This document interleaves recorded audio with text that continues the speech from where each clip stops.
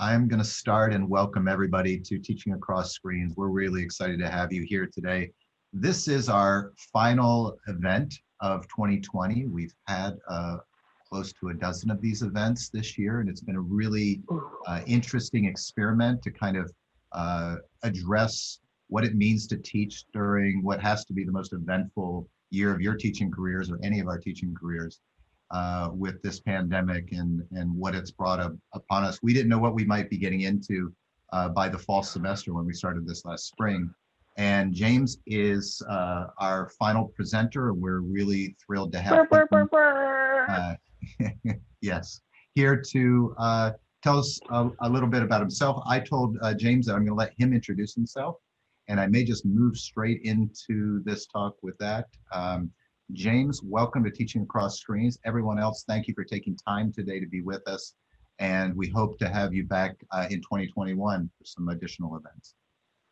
James White. Yeah, thanks for the introduction. Hello, everybody. Good morning, good afternoon, good evening. Not sure where in the world y'all are from. I see that some people are pointing some things in the chat box, and we have people from all over. I am so excited to be here closing out the year with Teaching Across Screens. I have some hopefully interesting content that I'm excited to get into. So without further ado, I would love to share my screen. I'll share a little bit about me in just a minute, but I want to give you the slides for the full visual effect. Here we go.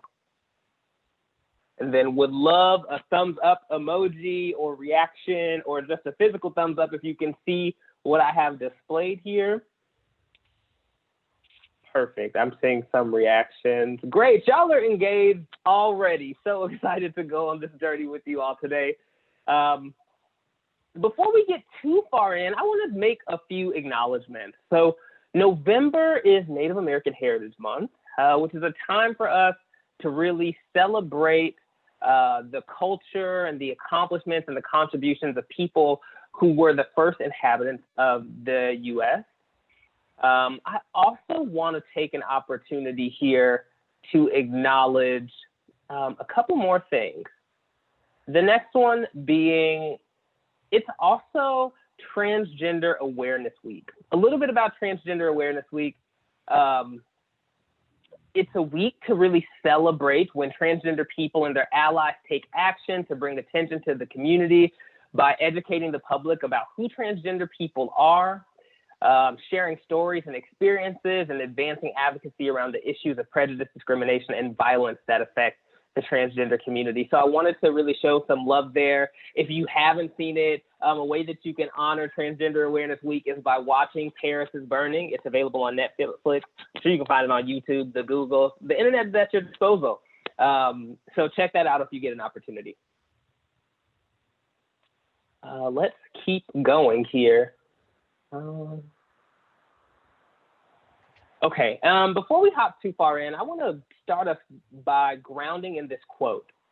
The best way to not feel helpless is to get up and do something. Don't wait for good things to happen to you. If you go out and make some good things happen, you will fill the world with hope. You will fill yourself with hope. And that's by former President Barack Obama. And what I love about this is that it really highlights all of you who hopped into this space today, trying to figure out what are some things that you can do to increase student engagement. Like, you all are doing the work. You all are bringing the hope. And I'm excited to be in this space with each of you. And now you can learn a little bit about me. Woo! Yeah! I'm James White. I am a learning experience designer and a personal and professional growth coach. I spent a lot of time in education, really bumping around from sort of school to school, district to district. Started in alternative public school, ended up in private school, spent some time at Rocketship, which is popular in the Bay, spent some time at Summit Public School, then spent some time at the Santa Clara County Office of Education. And now I'm really pretty deep into leading inclusion and diversity work. Just some things to know about me. If you are a strengths-based person, my top 5 are individualization, learner, woo, self-assurance, and positivity. And if you're not a strengths-based person, I'm a volleyball coach also, love gluten-free baking, and Thailand, man. If like all of me and all of my privilege, Thailand is one of my favorite places to go. If we ever have an opportunity to travel again, because COVID's out here messing people up. I really recommend taking some time to go to Thailand if you haven't been there. Let's keep going. So today, I'm hoping that we'll begin to sort of be honest about what we're facing in our classrooms, open up the conversation to some of those ideas. I hope that we can begin to explore various elements of engagement. And then I hope that we can begin to understand some thoughtful practice from the field. Like, what are the great things you all are doing right now? And what are some things that educators are doing across the globe? In order to do that, I need 3 things from each of you, just 3 things. It would be great if you have something near you to like jot down some notes. I will also, at a later part of the presentation, send a document that will allow you to download some of your thoughts. But as we're thinking about these things and as we're going through these exercises, I think there are going to be some great opportunities for you all to sort of download what you're thinking and put it on paper or on a digital note screen so that you can come back to it. You know, we're a small group, but we are mighty, and I expect that we're all going to be able to engage in the conversation. So whether it be in chat box, out loud with the full group, or in breakout rooms, I want all of you to sort of lean in to being active members of this community together. And then the last is I really am going to push you to lead with curiosity and an open mind. I might be asking you to think about or talk about things in a way that is different than you've done that in the past. And it might get a little uncomfortable, but I want you to lean into that, explore the thoughts and ideas that I'm sharing, be open to learning from the ideas that your colleagues are sharing as well. Is there anything else that we think we might need to really have this community going in a productive way for folks? Feel free to come live, unmute, or throw an idea into the chat box. Speak now or forever hold that peace. All right, let's keep going. Oh, did I miss something in chat? Oh, all good for you. Great. Thanks, Cheryl. Appreciate you. All right, now let's talk. I really want to spend a few minutes just getting to know how y'all feeling. What's going on in your classrooms? I know that teaching in a pandemic, engaging students during a pandemic virtually across screens can be really, really difficult. But I want to know what's going well for people. What's going well with your class? Don't be scared now. Go ahead and if you feel comfortable using the raised hand feature on Zoom, use that. If not, you're welcome to come live and throw some ideas into the group.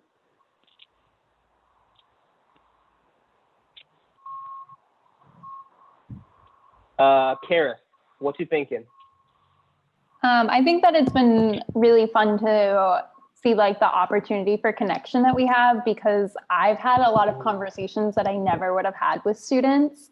Like one of my students like saw that I like my partner's monitor, and he's like, oh, like, do you have a gaming computer? Like, are you into that? And I'm like, oh no, but are you? And like, I know now all of my students' pets' names, you know, which I probably would have known you had a pet, but now like, I know that just because, you know, you see all of that in the background.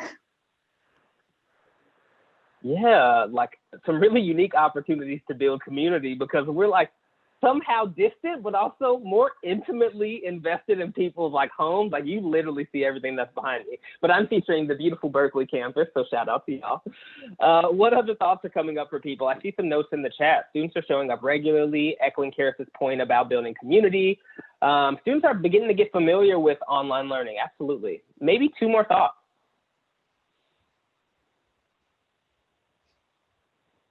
Is it that bad, y'all? I know some of us are struggling. We got to be able to come up with something that goes well. A lot of parents are learning a lot about the computer and technology that they really didn't know before.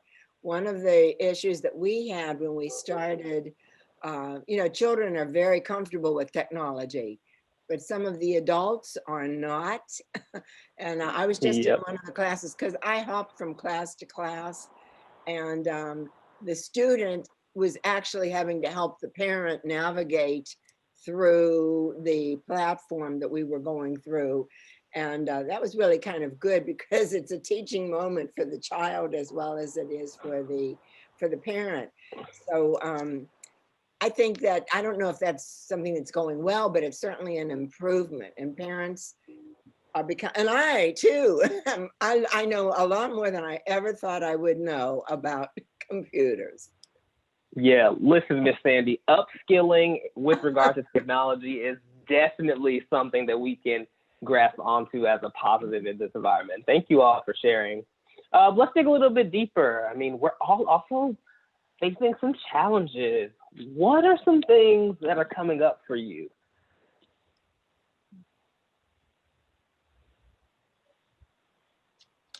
Well, I'll pick up on that. Actually, similar to what I was saying, the biggest problem that we're having, I'm seeing it in the chat here too, is the internet and children not being able to consistently be on, poor broadband, children not being able to focus because their computer is not on. I think that's the greatest difficulty that we're seeing.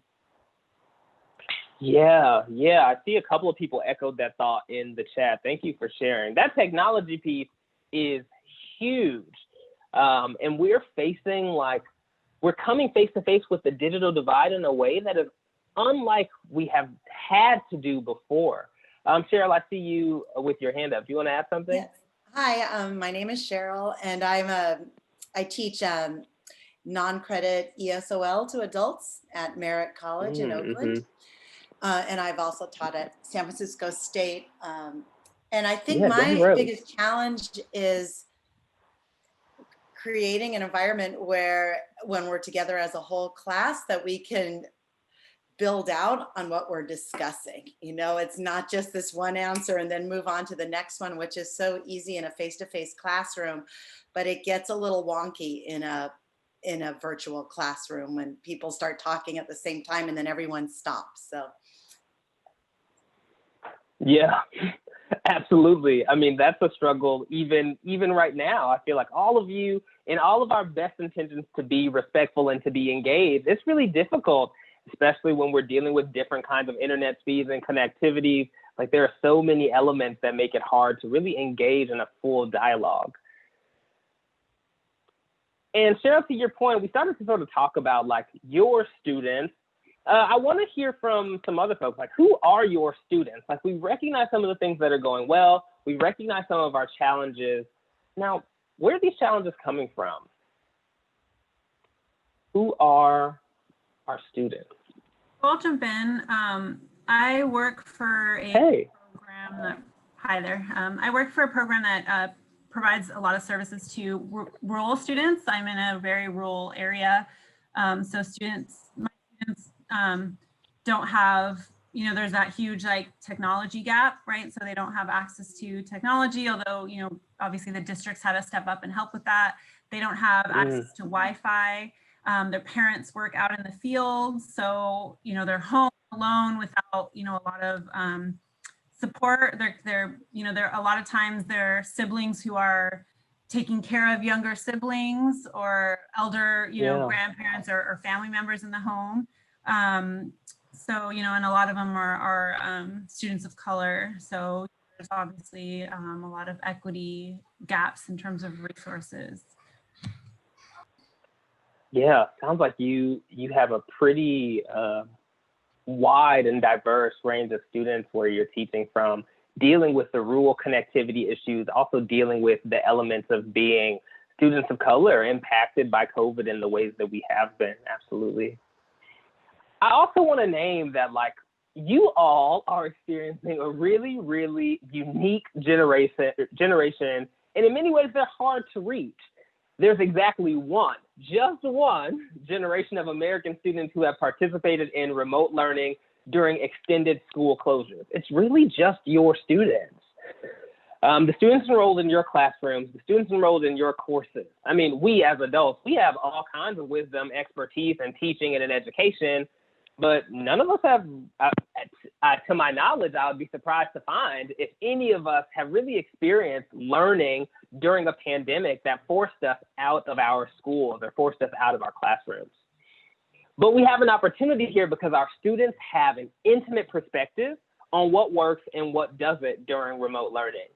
And I want to really lean into thinking about like what is engagement and how we know whether or not it's happening in our classroom. So I'm going to keep asking y'all to talk to me right now because I also believe that the people in the room usually have most of the answers. I'm going to share some with y'all too, but I think it's important to ground ourselves in the experience, the knowledge, and the information that we have. So when you think about engaging your students, what does that mean to you? How are you all defining engagement? We'd love to hear at least 2 responses. Do you have sort of like strict metrics or measures for engagement? Is it about whether or not the student comes to the Zoom room? How are you defining it? Well, I'll say something. I'm with Los Angeles Unified, and although we do want the students to participate in the Zoom portion of the program, we're also very concerned that some students don't feel comfortable having a picture or showing their home, or parents don't feel comfortable. And so we don't pressure that, but we do use a program called Skies Learn. It's a wonderful platform. And if students participate on and do their work, whether it's video or speaking or written, if they participate and engage on that, we consider that active engagement. You can't really force them as much as you'd like to say, turn your video on. It's just not possible for all the students. Yeah. Thinking about just their activity. Are they logging on if they can? Are they completing the homework if they can? Very good. I see Karis in here put in a point about the difference between how we as teachers view engagement and how the districts or our sort of school systems require us to view engagement. That's huge. Like, Karis, do you want to tell us about how you're grappling with those 2 different things? Yeah, I think, because I think like it starts off like that big question of like, can they get there? Do they have that access? And then we're seeing like that added layer now of like, okay, now you're here. Okay, now what does it look like? And so I think, to echo Sandy's point about that camera, it is such a debate. And I've heard teachers really like vacillate on that. And it was interesting in that when admin would teach a class, they came back and they're like, oh, wait, this is a little tricky. And so I think like, but that goes back to that original point of that, the raised hand or the pencil on paper, that's so different here. Yeah, and so much of that is like right on out the window because it just doesn't work and it doesn't apply. Yeah. I want to take a look at Philip Schlesinger. I don't know if any of you are familiar with Philip Schlesinger. Whew, come on, name. But Philip has more than 30 years of education experience. It might be more than that. He sort of opened a center 30 years ago and has been working around some of these education issues. And Philip Schlesinger has a framework for thinking about engagement. So Philip Schlesinger's framework sort of includes engagement happens when students associate the task with a result or product that has meaning or value for the student. So this is one way to think about engagement. And then we can expand it more. I'm sorry, this image is a little grainy, but this is also the levels of engagement outlined by Schlesinger. Really thinking about engagement, high attention, high commitment. Strategic compliance, high attention, low commitment. Ritual compliance, low attention, low commitment. Retreatism, no attention, no commitment. And rebellion, diverted attention and no commitment. This provides a framework for us to think about engagement in a different way, but is there something, so I guess I have 2 questions here. Have any of you interacted with this model before? Do you buy into this model? And if you have, or if you're seeing this for the first time, what do you think is missing from this? I feel it's missing students' will to do well if they can. Yeah, I think it's actually missing a lot about students, just in general. And when we think about engagement, and I don't think this was a part of Schlesing's research, and I wonder if it's a part of your approaches, but are we thinking about our students? When we think about engagement, especially in the time of COVID-19 and this pandemic, do our students have a choice in defining what that means? Do our students have a say? Do our students have a voice, and can they use it to define what engagement means for your classroom or for them personally? I mean, I think a lot of the times, and we do battle that sort of district and sort of school system approach, but like we have a lot of say in deciding what engagement looks like for us, but we have to decide that with students, especially when you're thinking about the people who are not in the spaces that you need them to be. They're not turning in their work on time. They're struggling with connectivity. Like our strategies for engaging them have to be centered around them. So we're gonna do a little exercise. There are a few of us. I'm gonna put us into a couple of groups. And in your group, I want you to think, and we talked a little bit about this already, think about bringing a group together to plan for your new semester or quarter. Who are you inviting to this planning session? And what's going to be the process for y'all to plan together? We'll take a few minutes. I just want to spend some time just noodling on these ideas, and then we'll come back together to hear what you all think. Welcome back, friends. Glad to have you back. Would love to hear what came up. You're planning. Who are you inviting to this planning session? Obviously, this assumes that you might have more authority than you think that you do, and that's okay. For the sake of the exercise, who we bring in? Well, I'm going to say if you're going to plan for it, I would want to bring those who are involved, the students, anyone else that is going to be actively involved in the teaching process. But I like that quote that you had there, you know, who decides what engagement is. Usually the teacher's doing all of the deciding. We need that for the students or the children to take a more active role in organizing that. Yeah, we want students to take active roles. And so when we're thinking about who the stakeholders are, yeah, some of those people are students. I heard some really great ideas, and I'm just going to advance here. Yeah, we might think about our stakeholders being students. We might think about our stakeholders as parents, as teachers, other teachers outside of ourselves, as staff from IT, right? When we're thinking about the number of connectivity concerns that people face, we might think about department heads and other sort of resources to us. But we have to remember that students have a unique voice in planning, and they deserve their own space to share their perspectives on the planning. And many other stakeholders, as we see in this list, and many of you mentioned these things, should be included in this sort of design as well. And when we think about the process for this, thinking about the process of leaning into students in their design, I really think that there's a framework for creating community norms. And I have a framework that I'm happy to share with all of you. And then going through the process of going on a classroom design sprint, and then thinking about consent. Once we've gone through this, we've followed all of these steps. What opportunities are we giving our young people or our adult students an opportunity to sort of agree to this method and agree to the things that we're setting out to engage them in? So let's dig a little deeper. Designing with students is designing for students. When students have a voice, they are more likely to be bought in, they hold themselves accountable, and then they're really fostering the community norms that you set out. Students are more likely to commit to the hard work of remote learning if they know that the model was built by them, if they know that it was built by students, and they know that there's collaboration between the students, the teachers, the faculty, the school leaders, and the rest.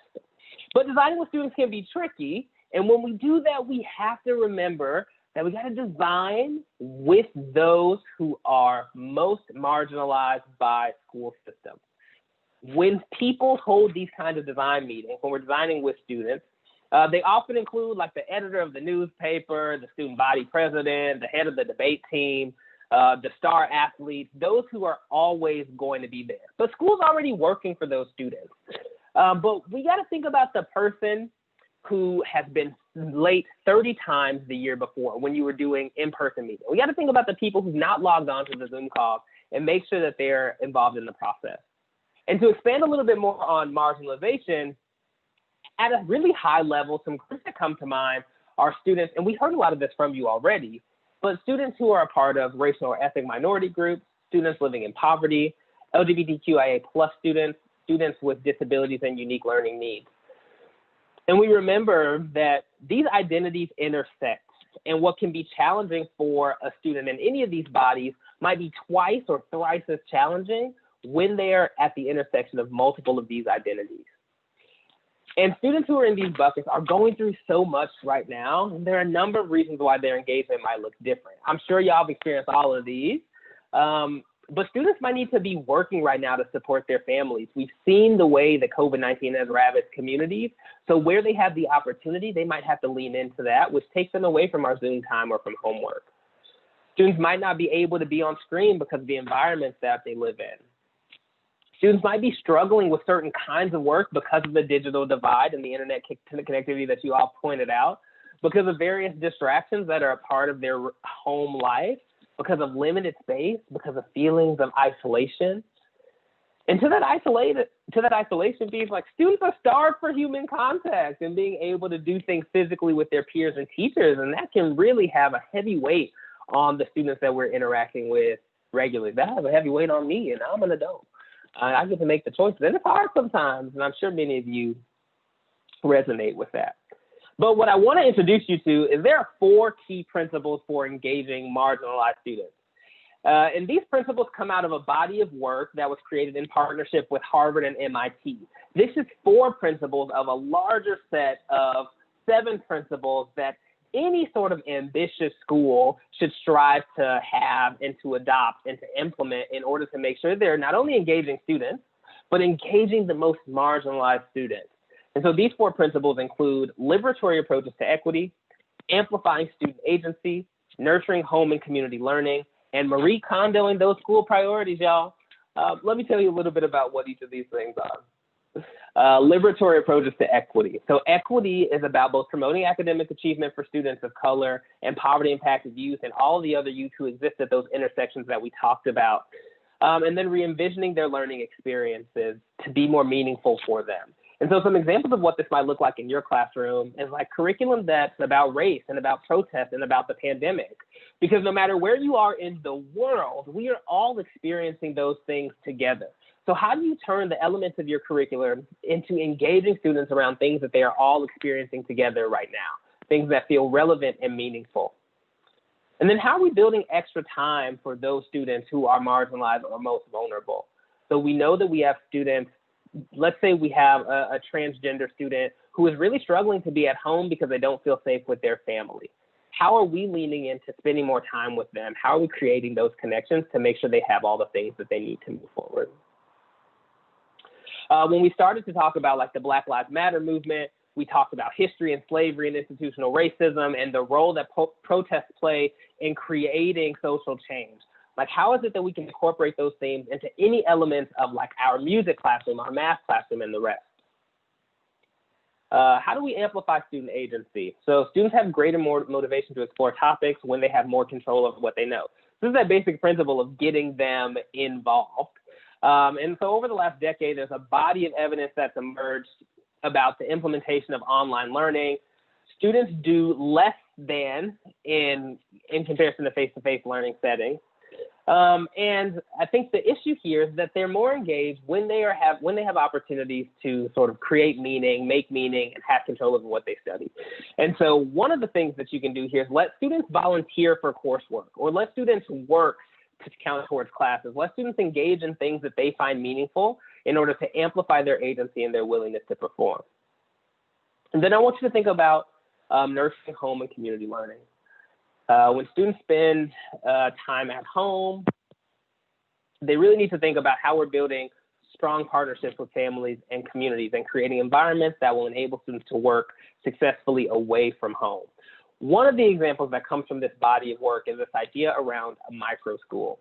And it's allowing parents and students to sort of take time to come together virtually, of course, or maybe in person, depending on their living learning situations, and to really support each other in getting the things done that they need to get done and finding safety and security in working with a small group of peers or family members that will hold each other accountable.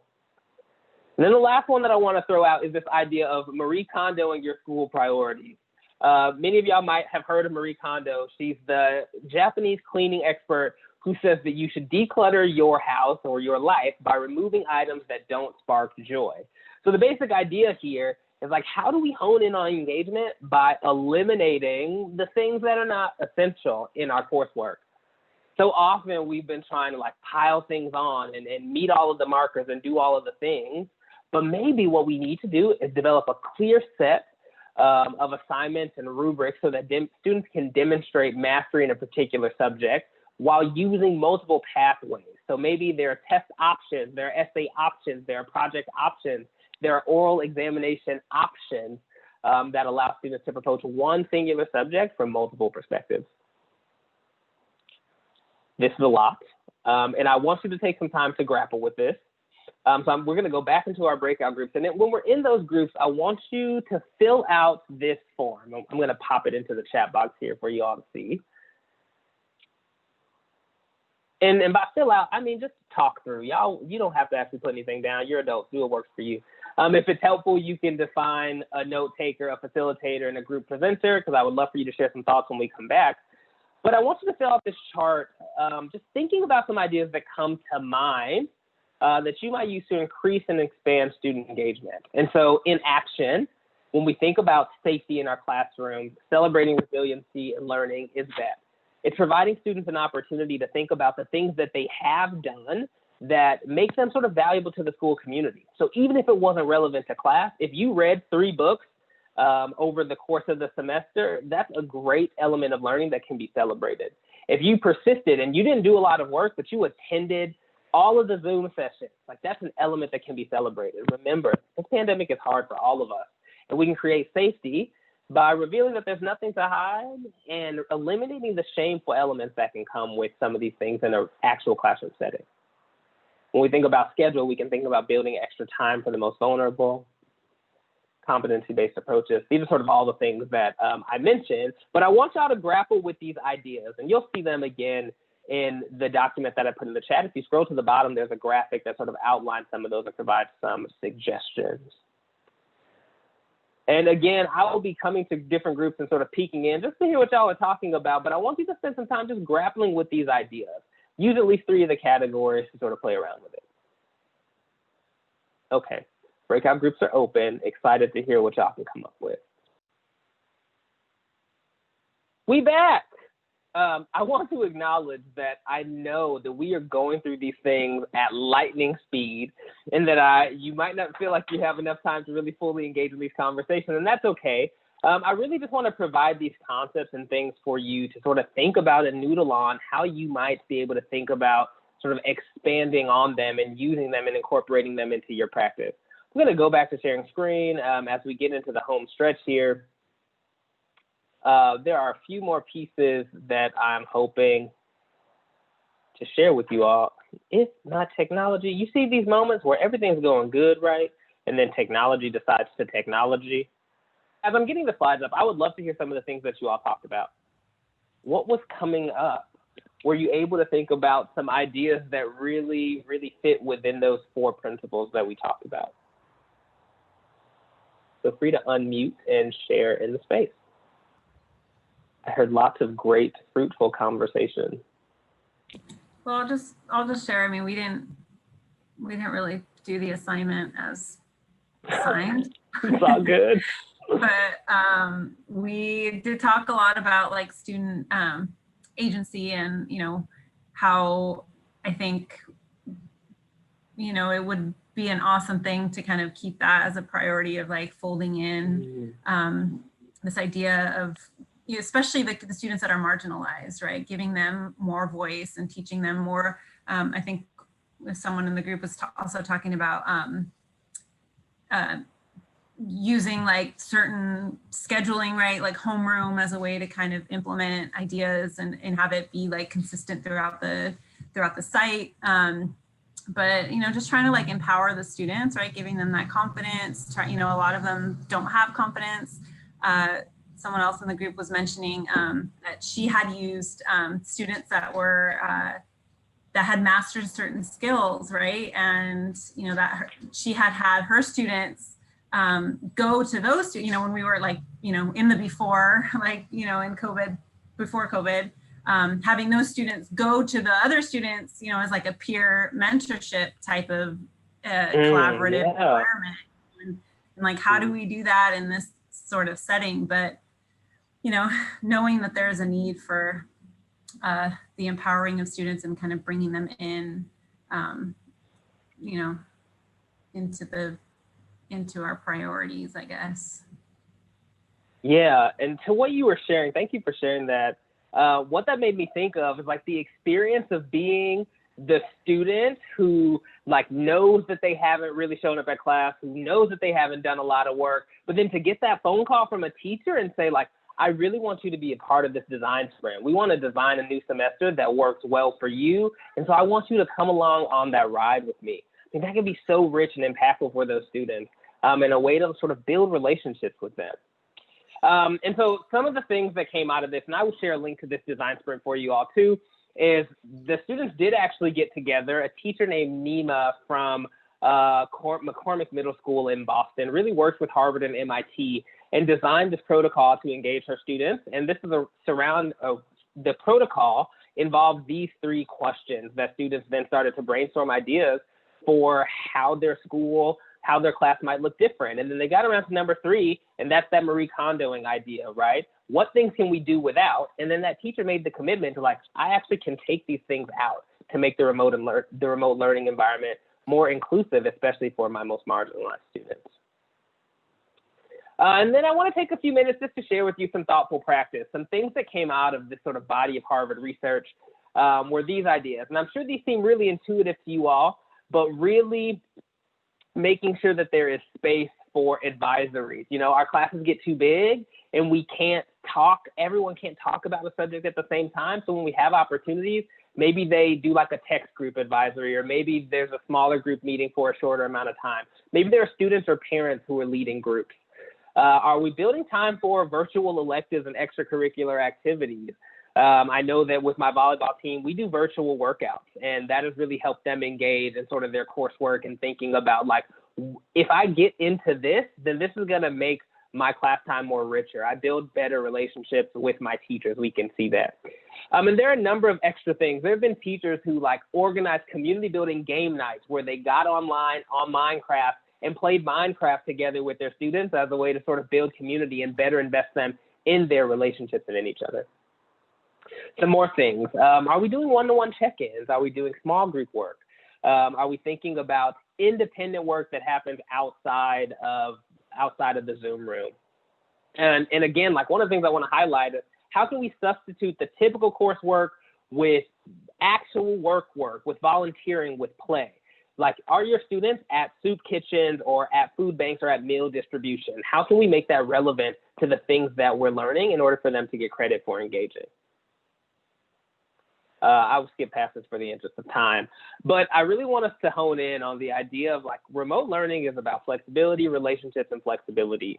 It's harder to build relationships with folks when we don't get to see them or feel their physical presence, but we have to make that investment. And we have to be flexible about what's going on. Like this pandemic is changing everyone's lives all the time, over and over again. Things are open, things are closed. You can come, you can't come. We can be 6 feet apart. No, we can't be 6 feet apart. Everyone has to wear a mask. And so when we think about the different moving parts, we have to think about how those parts also change with how we deliver our content and how we think about our students being engaged in that content. And then again, flexibility is that Marie Kondoing, really thinking about the things that we can let go of. We feel so attached to some of the things that we do as teachers, but this virtual beast is a different beast. And so we might have to let go of some things to really be inclusive of our most marginalized students. And this is overwhelming. I apologize. There's a lot to look at on this slide. But ClassTools.net is a really fun function that allows you to think about some different ways that you might engage your students on the virtual screen and when they're not on the virtual screen. There are also resources like Google Text Classroom. They've done a lot of workshops to think about different gamification needs. You can also look at teaching tolerance, especially if you're leaning into some of that student agency work, some of that liberatory equity work, to think about ways that we can engage students now. Teaching Tolerance came out with a really fun resource on Transgender Awareness Week. So maybe there's an opportunity to talk about gender diversity or the gender spectrum with your students, depending on where they are in their learning. But we talked about a lot, and I don't expect any of you to be experts, but I do want you to be thinking about some of these things. So I would love, before we go, if you just type some things that you can do 1 week to promote student voice. You had a lot of really great conversations, heard a lot of talk about agency and about options in your groups. Like, how can you promote engagement, thinking about the 4 principles that we outlined today? And that's just sort of thinking about some ideas to throw into the chat box. Yeah, offer more choices. Of course, that seems intuitive, but that can be hard when we're married to the things that we've already done. Yeah, giving the students choice for sure. And as y'all populate that, again, some key takeaways. When we're designing our courses, our classroom, and we're thinking about engagement, we want to do that design with our students. We want to bring our most marginalized into the fold. We want to be thinking about the 4 key principles here: liberatory approaches to equity, amplifying student agency, nurturing home and community learning, and Marie Kondoing our school priorities, y'all. Marie Kondo, she was on to something. And then thinking about flexibility, relationships, and flexibility. Again, I know that this was a whirlwind of information, but it wouldn't be possible without some key educators here: Carlos, Sarah, and Teo, educators in the Bay Area that I sort of draw inspiration from. You can find them on LinkedIn. They're all doing really dope stuff. And then here are some links to the research that I use to sort of guide this approach, and I will make sure that you all have access if you're interested. But we're at time, y'all, and I'm really invested in doing this work because I want every student to be able to say that I'm a valued member of an uplifting learning environment doing meaningful work to prepare for my future, no matter what the age level is, no matter what the engagement level is. I think we really do better by each other and for each other when all of our students can say this. Last 30 seconds, I just want to leave y'all with this. Child to tap at the brown. You can't hear this because my screen is muted, but. Hello there. Real quick, can we have a little conversation? Yes, very good. You know, it's a crazy time, right? And I think we are all exhausted mentally for somebody, and that it fills your heart with a little bit more peace, that you know that you're going to get through this moment. Yes, very good. Now, what you want me to tell you? Oh, you ain't got nothing else? You don't want me to say nothing else? Oh, okay, well, can I tell you this? Baby, go on about your business. Have yourself the most amazing day. But in the evening, you can't have a good one. Don't you dare go mess up nobody else's here. Very good. I love you. I'll talk to you soon. Bye. Tabitha Brown is my inspiration, y'all. It's been really fun. Thank you for going on this journey with me. I appreciate having this conversation with you. I'm so happy that I got to share so many of these resources with you. And I hope that we can connect. You can find me on LinkedIn. You can email me. I'm a Gallup certified strengths coach. If you want to do some strengths work with your students or your colleagues, I'm here to be a resource to you. And I think we can work with Stephen to make sure that these slides are available to you. And if you want the links to some of those research, feel free to email me there. I'll also type my email into the chat box so you have it. Yeah, thank you so much. It's been fun. It's been real fun. I look forward to seeing you all real soon. Bye now.